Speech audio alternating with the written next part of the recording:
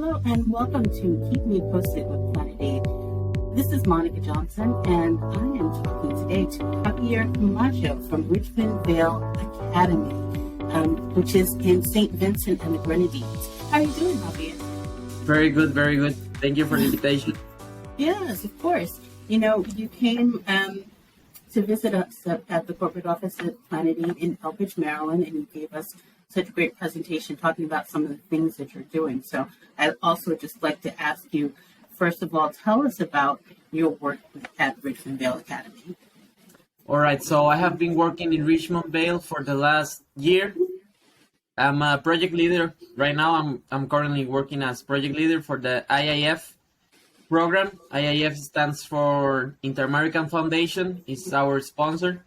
So our goal right now is to build 100 gardens in 5 different communities around the island.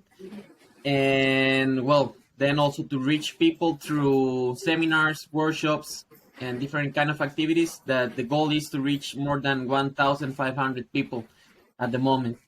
So now we are in the, in the implementation part, right, with the first community. The first community is called Rose Hall. Rose Hall is one of the highest points in the island. It's a beautiful place with a lot of different sites. It's a very strong culture they have there. All the people is like very in to keep the culture alive. So you see a lot of people teaching how to play drums, how to dance, how to make different things like shoes or the food. A lot of different activities they make to keep this culture alive.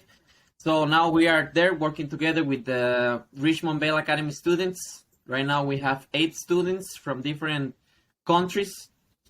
And, well, our goal there is to build 20 gardens and reach around 400 people with the seminars and workshops. Now we're working currently on that to reach this amount of people, and we're almost finishing some of the gardens so we can jump to the next community.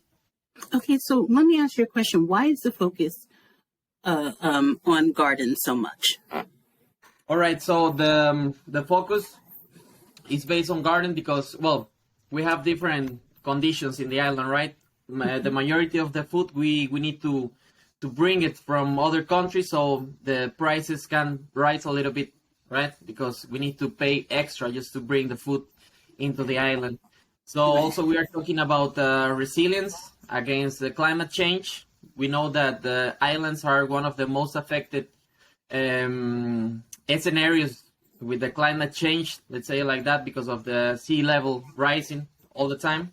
So we need to share with people, because we don't teach. We share with people different kind of techniques about how to make themselves resilient, how to have something essential as food, organic food. That we are talking about food and quality food also, that because through organic agriculture we're also talking about different kind of social struggles that we have nowadays in the world as the food insecurity. We need people to be able to grow their own food in their own backyard, you know. And then also we are talking about the environmental impact that the organic agriculture is having, because we are replying what the forest does, what the forest is doing, like in nature. So we're replying nature. We're bringing the forest. We're extending the forest with the organic agriculture. That is completely different what the other kind of agriculture, the industrial agriculture, does. That we kill the forest, we kill the soil. We need to put a lot of synthetic chemicals in the soil so we are able to grow food. But what is that? Because we have the soil is dead. It doesn't have any nutrients. With the organic agriculture, we're trying to put more nutrients. So we are replying what the forest does. And this is also what we are eating. We are eating healthy food. We are eating with a lot of nutrients and not the chemicals that we are used to. Sadly, we are used to it with the things that we buy in the market, right? So we have like very different areas. Just through the organic agriculture, we are talking about social struggles. We're talking about environmental, even political mobilization for people to be able to create organized groups, right? But this is one of our goals also in the communities, to create organized groups where they can go and they can talk, and they can design a project, they can decide what to do in their own community for the benefit of their own community, because nobody better than them, they know what is going on inside of the community, right? I cannot go to tell them. They will know, but we need to provide the skills. Okay, so Javier, you said so many things in what you just said. So one of the first things that I wanted to kind of talk about is that you said you don't teach, you share. Tell me a little bit about that. Why is that your culture to say that you don't teach so much, but you share? Well, I have been learning this since, I start with this kind of projects and mobilization and working with communities, right? That maybe I was 22 when I started, now I'm 29. And then maybe at the beginning I thought that I was teaching, but I mean, then you realize that you are sharing, because you learn a lot about the people, right? About for example, here in Rosal, we work with the group of, now we have 18 gardeners, and all of them, they have more than 50 years, 20 years, 40 years of gardening. They are farmers. I mean, it's a little bit what I can teach about agriculture, right? They can teach me a lot because they have a lot of experience doing this. So it's an exchanging of knowledge, right? I'm talking about organic agriculture. I know some things about the organic agriculture, but they know a lot about the land and the landscape and the plants and how to put it together and how to grow them and many different things. That it's an exchanging, right? That we have like an equal position. I'm not the guy coming from outside to tell them you need to do this and you need to do that. No, we are like in an equal, in horizontal, let's say, position. We can exchange and then we can work as partners. This is part of what we believe that sustainable development is about. It's not like this charity, let's say. It's not a charity. Right. It's where we build something together.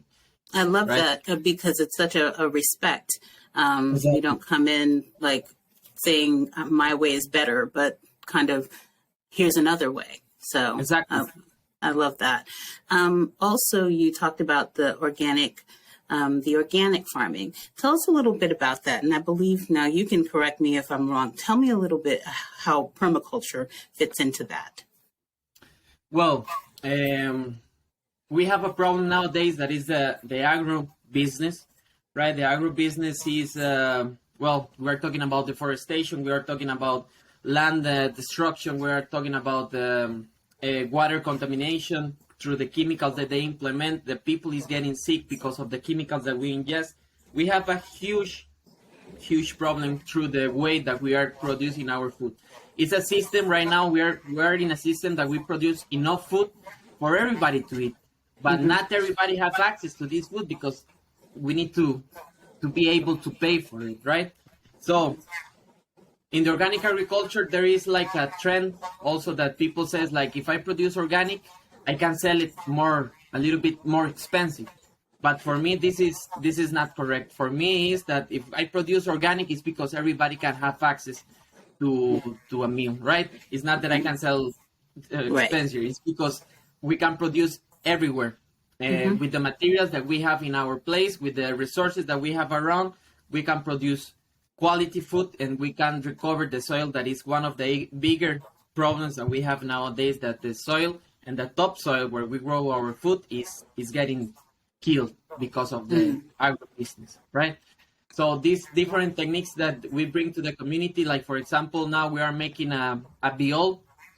Biol is a biofertilizer, liquid biofertilizer that we made out of fruits that we have in the island. The fruits that they fall from the tree, they're getting rotten in the soil. Those fruits we collected, we put them all together, we mix it with other things like aloe vera, garlic, rosemary, different kind of herbs, and then we put it in a bucket, in a seed bucket, that we can't allow the air to go inside of this big drum, and then we fermented this. And with this fermentation, we produce a very rich and very diverse fertilizer that we can use in our places. So it's a low cost production fertilizer. We know also that this is a problem that we are facing now. For example, the war in Ukraine and Russia, the prices of the fertilizer rise up because Russia is one of the bigger producers of fertilizer in the world, chemical fertilizer. and now the prices are not sustainable. The farmers cannot pay for that, and then we can have a food crisis very, very easy in our door. These food crisis, you know. So we need to see, we need to invest, we need to plan how can we do it differently, and how can we impact all the areas that I mentioned about, like the social and environmental. So tell me, how is the response to this when you come into the community and you kind of talk and you offer your workshops and things like that? What has been the response to that? Well, it's in many places where you go and you talk about this, you need to show them, you need to show an example that this is working. If you just go with the theory and then you say, yeah, I read a book that it says, like, if you do this and you do that, it will work. And people will be like, okay, it sounds good, but I don't care. So, there's a lot of walking around and talking to people and kind of gaining trust in the community, isn't it? Exactly. So, well, for example, for Rosal, the idea for us, it was that we didn't want to go to the doors of everybody to offer a garden, right? We want the people who were interested, they to come to us. So in this time, we made an event in Rosal where we were working with the elders of the communities, the ones who are always playing the drums and all of these kind of things. They made an event together with us. So people were coming, the young people, the youngest generations, they were coming to know how to play the drums. We had music, we had food, we have some crafters in the main street. So everybody was like a fair where everybody will buy, they eat, they dance. And then in the middle, we have a presentation about the project. So this is what we are going to do. But this is what we expect from you also, because we have some requirements. And basically is that you are part of it, because we want you to have ownership of this project, right? It's not that we will come and we will build it for you, because like this, it will not work. But you need to have the ownership, and this ownership, we will develop it through the work that we do together. So you will put your effort as well. Together with us, we will always be together. And many people agree, many people sign for the project, and then we had a second visit to their houses. So we talk face to face, and then we see the family, we see the plot, we see everything, we make a design, and well, everybody fit for the project. And nowadays, these 18 gardeners that we have now, they are still working with us. They go to the bush, they go to work together in the other people's gardens. That it was beautiful to see. There's people working for other people inside of the community. This is a very big step for us, because we are building a team with the intention that when the gardens finish, the project finish, this group will still be together. And then we will go, and then we will follow up, and then if they have an idea of a project, now we can work as partnerships. So we jump from beneficiaries in a project. We have beneficiaries. The beneficiaries basically are the people who do whatever the organization says, but they don't have a voice to design, they don't have a voice to implement, they don't have a voice to follow up. Then we jump to self-development community, where they have the voice to design, to implement, to follow up, to invest, to do whatever. And the organization, they work together as partnerships. So this is what we want through development, right? That's wonderful. So let me ask you a question about the students who are helping you. Correct, students are helping you with this project. What have you seen as far as their investment in doing these projects? Well, they invest a lot of effort. They are very committed with the project. I mean, when they come, they want to do something very meaningful. They are coming out of their countries because they want to support something, and then we need to make sure that what they are doing and their effort is sustainable, right? It's not just to bring them and entertain them with something. No, the effort and the job that they are doing is something meaningful that will keep in time, right? So they have a schedule. They are divided in 3 different groups inside of the community. So they are always mobilizing their own groups. They're always talking. We are going here. This is what we do. They are always organizing. We call this project the agreement, but we call it agriculture project. So we base our work in agreements. So the groups are mobilizing, the groups is always with the community, and they're having a very vivid, experience inside of the community. They are really experiencing their culture, learning from them, and they are learning a lot from the gardeners, from the language, from the traditions, a lot of things that they are really, I will say, they're really enjoying. It's a hard work. It's a hard work. They're doing a very good job. They're doing a very hard work, but I do believe they're enjoying it, and they're having a good time and a good experience to take hopefully all of the things they learn, they can apply it in their own countries.